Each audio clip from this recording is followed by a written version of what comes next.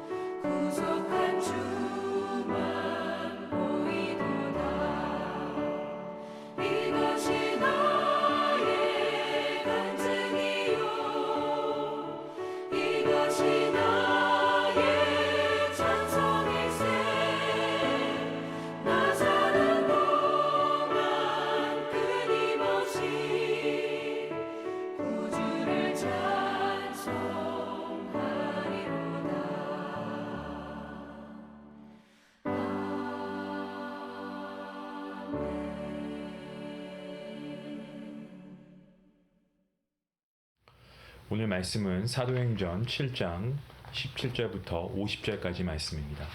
사도행전 7장 17절부터 50절까지 말씀. 긴 말씀이지만 우리가 하나님 말씀 함께 읽으면서 우리가 함께 말씀을 묵상하길 원합니다. 함께 봅니다. 하나님이 아브라함에게 약속하신 때가 가까움에 이스라엘 백성이 애굽에서 번성하여 많아졌더니 요셉을 알지 못하는 새 임금이 애굽 왕위에 오르매 그가 우리 족속에게 교활한 방법을 써서 조상들을 괴롭게 하여 그 어린아이들을 내버려 살지 못하게 하려 할세. 그때 모세가 낳는데 하나님 보시기에 아름다운지라.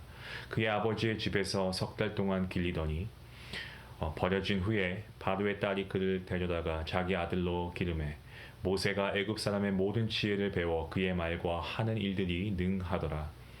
나이가 40이 되매 그 형제 이스라엘 자손을 돌볼 생각이 나더니 한 사람이 원통한 일 당함을 보고 보호하여 압제받는 자를 위하여 원수를 갚아 애굽 사람을 쳐 죽이니라. 그는 그의 형제들이 하나님께서 자기의 손을 통하여 구원해 주신 것을 깨달으리라 하고 생각하였으나 그들이 깨닫지 못하였더라. 이튿날 이스라엘 사람끼리 싸울 때에 모세가 와서 화해시키려 하여 이르되 너희는 형제인데 어찌 서로 해치려냐 하니 그 동물을 해치는 사람이 모세를 밀어뜨려 이르되 누가 너를 관리와 재판장으로 우리 위에 세웠느냐. 내가 어제는 애굽 사람을 죽인과 같이 또 나를 죽이려고 하느냐 하니 모세가 이 말 때문에 도주하여 미디안 땅에서 나그네 되어 거기서 아들 둘을 낳으니라. 40년이 참에 천사가 시내산 광야 가시나무 떨기 불꽃 가운데서 그에게 보이거늘 모세가 그 광경을 보고 놀랍게 여겨 알아보려고 가까이 가니 주의 소리가 있어 나는 내 조상의 하나님 즉 아브라함과 이삭과 야곱의 하나님이라 하신대 모세가 무서워 감히 바라보지 못하더라. 주께서 이르시되 내 발에 신을 벗으라. 내가 서 있는 곳은 거룩한 땅이니라. 내 백성이 애굽에서 괴로움에 받음을 내가 확실히 보고 그 탄식하는 소리를 듣고 그들을 구원하려고 내려왔노니 이제 내가 너를 애굽으로 보낼 것이라 하시니라. 그들의 말이 누가 너를 관리와 재판장으로 세웠느냐 하며 거절하던 그 모세를 하나님은 가시나무 떨기 가운데서 보이던 천사의 손으로 관리와 속량하는 자로서 보내셨으니 이 사람이 백성을 인도하여 나오게 하고 애굽과 홍해와 광야에서 40년간 기사와 표적을 행하였느니라. 이스라엘 자손에 대하여 하나님이 너희 형제 가운데서 나와 같은 선지자를 세우리라 하던 자가 곧 이 모세라. 시내산에서 말하던 그 천사와 우리 조상들과 함께 광야 교회에 있었고 또 살아있는 말씀을 받아 우리에게 주던 자가 이 사람이라. 우리 조상들이 모세에게 복종하지 아니하고자 하여 거절하며 그 마음이 도리어 애굽으로 향하여 아론더러 이르되 우리를 인도할 신들을 우리를 위하여 만들라. 애굽 땅에서 우리를 인도하던 이 모세는 어떻게 되었는지 알지 못하니라 하고 그때에 그들이 송아지를 만들어 그 우상 앞에 제사하며 자기 손으로 만든 것을 기뻐하더니 하나님이 외면하사 그들을 그 하늘의 군대 섬기는 일에 버려 두셨으니 이는 선지자의 책에 기록된 바 이스라엘의 집이여 너희가 광야에서 40년간 희생과 제물을 내게 드린 일이 있었느냐. 몰록의 장막과 신 레판의 별을 받들었으며 이것은 너희가 절하고자 하여 만든 형상이로다. 내가 너희를 바벨론 밖으로 옮기니라 함과 같으니라. 광야에서 우리 조상들에게 증거의 장막이 있었으니 이것은 모세에게 말씀하신 이가 명하사 그가 본 그 양식대로 만들게 하신 것이다. 우리 조상들이 그것을 받아 하나님이 그들 앞에서 쫓아내신 이방인의 땅을 점령할 때에 여호수아와 함께 가지고 들어가서 다윗 때까지 이르게 되니라. 다윗이 하나님 앞에서 은혜를 받아 야곱의 집을 위하여 하나님의 처소를 준비하게 하여 달라고 하더니 솔로몬이 그를 위하여 집을 지었느니라. 그러나 지극히 높으신 이는 손으로 지은 곳에 계시지 아니하시나니 선지자가 말한 바 주께서 이르시되 하늘은 나의 보좌요 땅은 나의 발 등상이니 너희가 나를 위하여 무슨 집을 짓겠으며 나의 안식할 처소가 어디냐. 이 모든 것이 다 내 손으로 지은 것이 아니냐 함과 같으니라. 아멘. 우리가 계속 묵상하고 있는 이 사도행전의 저자, 제가 몇 번에 걸쳐서 말씀을 드렸습니다만 누가입니다. 이미 아시는 바와 같이 누가는 사도행전과 누가복음을 기록한 그러한 저자이기도 합니다. 재미있는 것은 같은 저자가 쓴 누가복음 어디에도 정작 이 스데반의 설교보다 자세하게 길게 기록된 예수님의 설교가 없다는 거죠. 이 누가복음과 사도행전을 통틀어서 이 스데반의 설교가 가장 긴 설교 본문입니다. 물론 본문이 가장 길다고 하니까 그 내용 또한 가장 중요하지 않겠냐, 우리가 그렇게 생각할 수 있는데요. 사실 성경 말씀은 어느 한 구절 하나 덜 중요하고 더 중요하고 이런 건 없습니다. 모두가 다 하나님의 말씀이기 때문이죠. 하지만 이렇게나 저자인 누가가 자세하게 이렇게 길게 기록된 본문을 우리에게 보여주고 있는 것은 분명히 어떠한 메시지를 전달해 주고자 하는 이 저자의 의도가 있다는 것은 우리가 분명히 파악할 수가 있습니다. 자, 그렇다면 오늘 말씀의 이 포인트는 저자인 누가가 이와 같이 본문을 구성한 그 의도가 무엇인지를 발견하는데 우리가 포인트가 있겠다라고 할 수 있겠습니다. 왜 누가가 오늘 어제와 같이 우리가 사도행전 7장을 보고 있는데 왜 누가는 사도행전 7장에서 스데반의 설교를 의도적으로 이렇게 길게 또 자세하게 기록하고 있는가? 오늘 본문에서 누가는 이 말씀을 읽는 독자들에게 전하고자 하는 메시지가 있는데 과연 그것이 무엇인가? 그리고 그 메시지를 통해 주시는 하나님의 말씀이 무엇인가? 이런 거죠. 결론부터 말씀드리면 이것입니다. 율법에 매이는 것이 아니고 그것에 담긴 하나님의 마음을 이해해야 한다라는 것이 이 긴 설교 본문의 내용이 되겠습니다. 오늘 본문에서 기록되어 있는 모세는 이스라엘 백성에게 하나님의 율법을 전해주는 사람입니다. 그래서 이 유대인들은 모세를 어떻게 인식을 했냐면 율법과 모세를 동일시했습니다. 앞서 사도행전 6장 14절에서 스데반의 죄목을 이야기할 때에도 보면 이 스데반이 뭐라고 말합니까? 모세가 전하여 준 규례를 고치겠다고 하셨던 예수님의 말씀을 전한 것이 죄다, 이런 죄목을 뒤집어 씌우죠, 스데반에게. 그 탓에 스데반은 산헤드린 공회에 모인 제사장들과 장로 그리고 서기관들 앞에서 우리가 방금 읽은 이 모세의 이야기를 지금 하고 있는 겁니다. 그러니까 변론하는 거죠. 뭐라고 스데반이 얘기합니까? 이런 내용입니다. 너희가 생명처럼 여기고 있는 율법, 그 율법을 가져다 준 모세를 보길 바란다. 모세 또한 하나님께 쓰임받은 그러한 일꾼, 도구에 불과했다. 모세의 역사가 그것을 증명하고 있지 않냐. 그런데 너희가 그 주인 되신 하나님을 뒤로하고 모세와 그 율법을 하나님 앞에 두려고 하냐. 이런 내용입니다. 스데반은 하나님과 율법을 거스른 것이 아닌 율법에 매여서 하나님을 거스르고 있는 유대인들을 지적하고 있는 것이죠.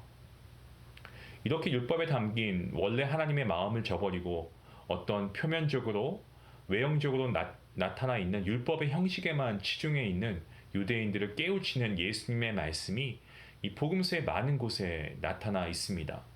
가장 대표적인 예라고 하면 우리가 잘 알고 있는 산상수훈의 말씀, 마태복음 5장에 나와 있는 말씀이죠.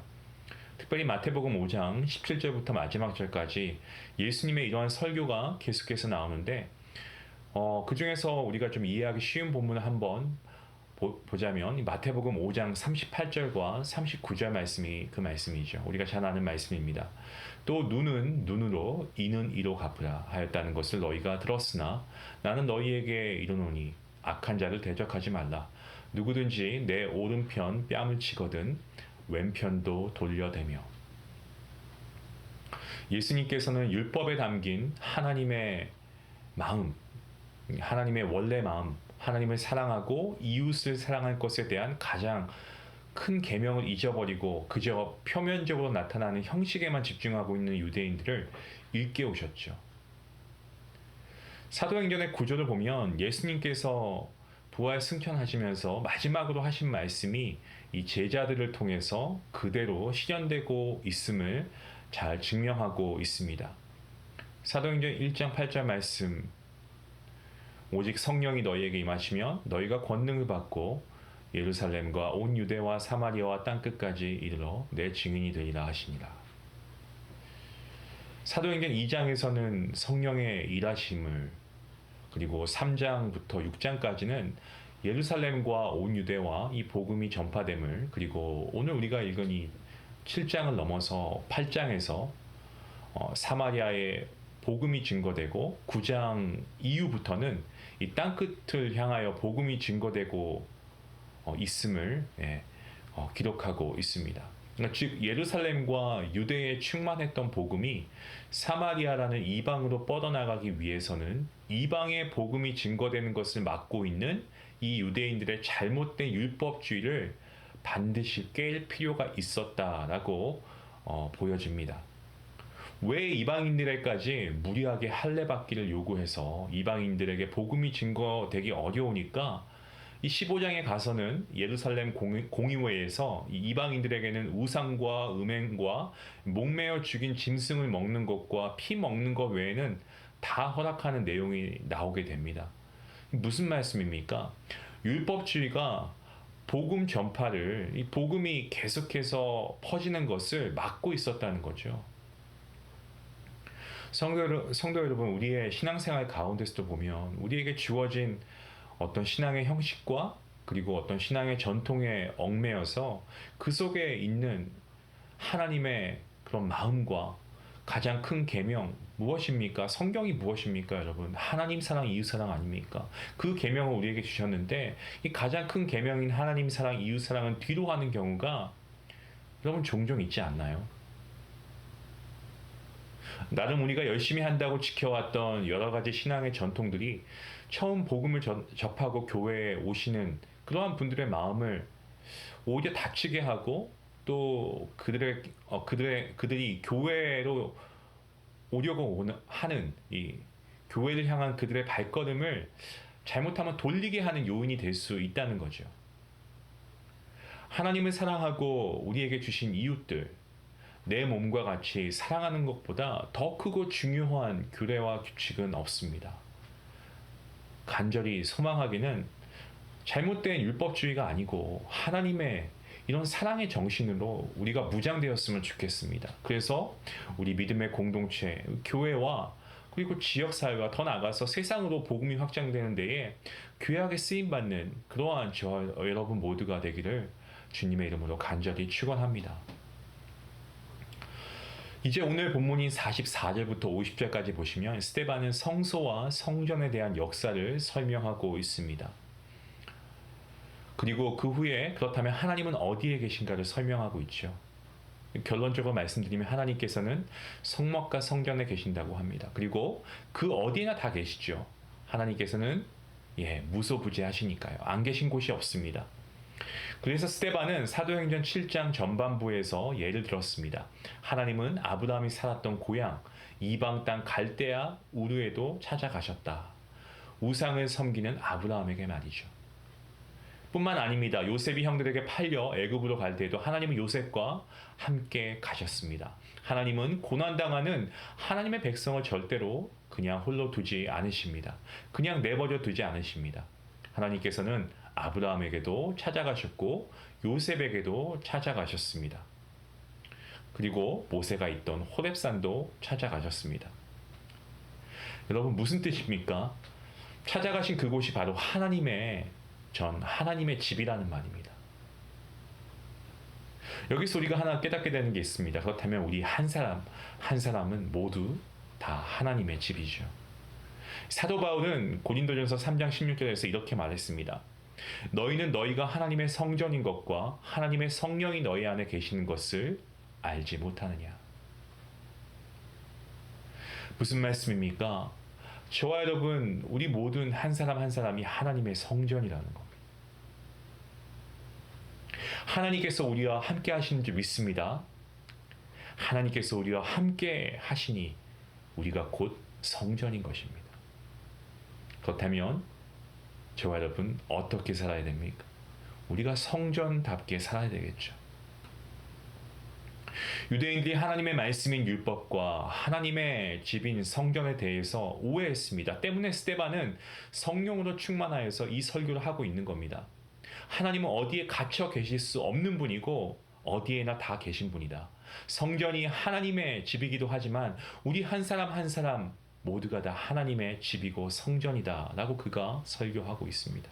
사랑하는 성도 여러분, 이제 우리 모두 하나님의 집인 이곳에 모여 예배하고 교제하고 또한 이곳을 떠나 우리 한 사람 한 사람이 정말 하나님의 집인 것을 잊지 마시길 바랍니다. 그래서 정말 우리가 어디 있든지 간에 우리가 성전, 하나님의 성전이라는 것을 잊지 마시고 우리가 있는 그 자리에서 하나님의 영광을 나타낼 수 있는 그런 거룩한 주님의 백성들 될 수 있기를 주님의 이름으로 간절히 기도합니다. 기도하시겠습니다.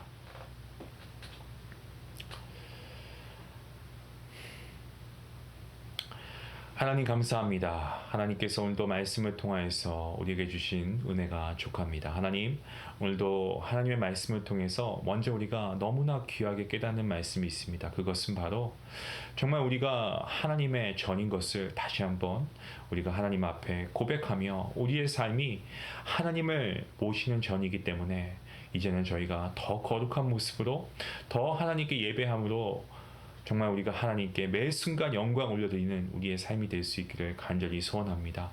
하나님, 우리의 삶 가운데에 정말 풍파와 또한 여러 어려움들이 우리를 닥친다고 할지라도 우리가 하나님의 성전이기 때문에 우리가 먼저 행해야 할 것은 오늘도 하나님께 예배하는 자의 모습으로 하나님께 나아가는 것인 줄 믿습니다. 하나님, 우리에게 정말 금년부터 매일 예배를 세울 수 있도록 아버지 허락하시니 감사합니다. 이 매일 예배가 정말 우리의 삶에 큰 변화를 가져오게 될 줄로 믿습니다. 하나님의 말씀이 우리의 삶을 변화시킬 줄 믿습니다. 하나님, 오늘도 하나님의 성전인 내가 하나님 앞에 영광 돌려드리는 삶을 살아갈 수 있도록 나를 붙잡아 주시고 정말 스데반의 그러한 모습처럼 우리도 정말 믿지 않는 세상을 향하여서 우리가 하나님의 구원받은 자로서 복음을 먼저 들은 자로서 하나님의 성전으로서 우리가 하나님의 거룩을 나타내며 하나님의 영광을 나타내는 삶을 살아갈 수 있도록 인도하여 주시고 날마다 말씀을 붙잡고 그 말씀을 통하여서 어떻게 하면 내가 이 말씀대로 순종할 수 있을까를 고민하고 애쓰고 또 우리가 믿음으로 하나님께 구하는 우리 모두가 될 수 있도록 인도하여 주시옵소서. 오늘도 말씀으로 함께 하신 주님께 감사하오며 이 모든 말씀 예수님의 이름으로 기도하옵나이다. 아멘. 오늘도 하나님께서는 우리와 함께 하십니다. 그 하나님은 결코 우리를 떠나시지도 버리시지도 않는 신실하신 하나님이십니다. 오늘도 그 하나님께서 우리와 함께 하시고 하나님은 지금 여러분과 또 저와 어디에나 함께 하시기 때문에 우리는 이 시간 고백한 것처럼 우리가 성전입니다. 하나님의 성전입니다. 때문에 우리가 하나님의 성전으로서 우리가 정말 새로운 삶을 우리가 하나님 은혜 가운데 살아갈 수 있게 원합니다. 저와 여러분 모두가 더 예배하기 힘쓰고 교제하기 힘쓰고 정말 우리 모두가 하나님의 거룩한 백성들 될 수 있게 해달라고 우리가 말씀을 생각하시면서 함께 기도하시겠습니다. 기도합니다.